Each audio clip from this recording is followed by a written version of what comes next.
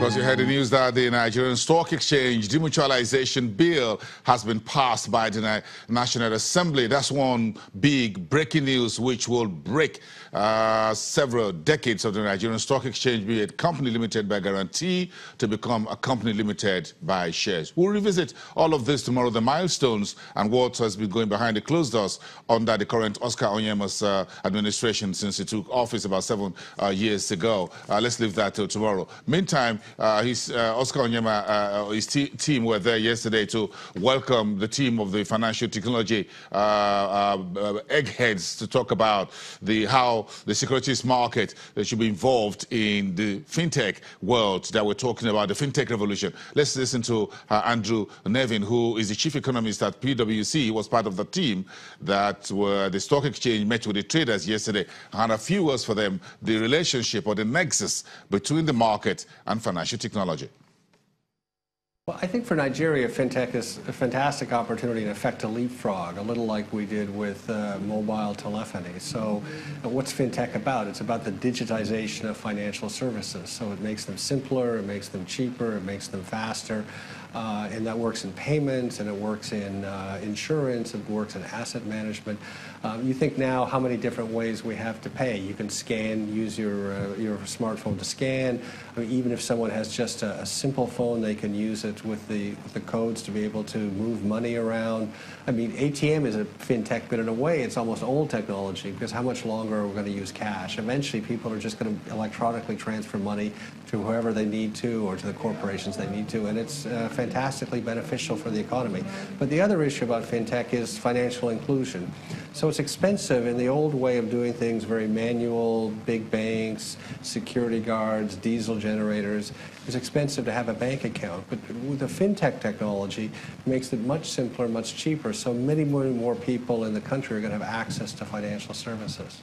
What needs to be done in the Nigerian markets to achieve the full potentials of FinTech? Well, I think one thing is that the regulators, I'm not critical of the regulators, but things change so fast it's difficult for them to keep up, to be very candid about it.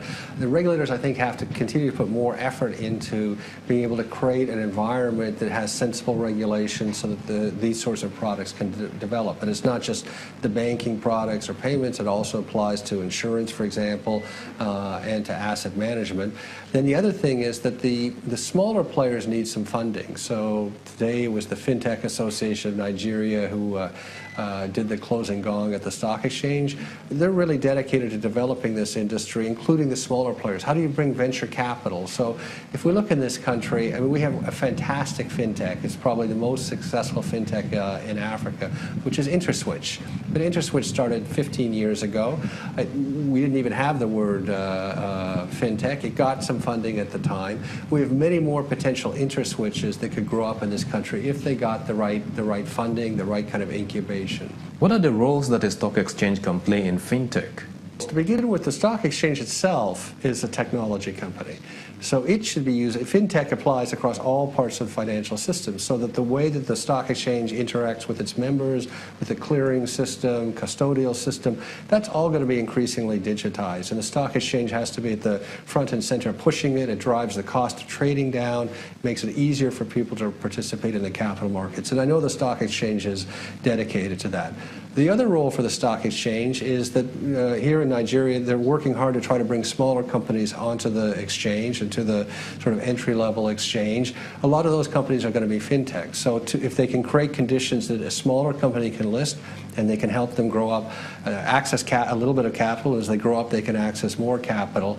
That's going to be critically important. So the stock exchange and the capital markets in general are really also at the center of FinTech growth. And then the third part of it is FinTech will eventually allow many more people to invest and accumulate assets because you'll be able to do it digitally, simpler.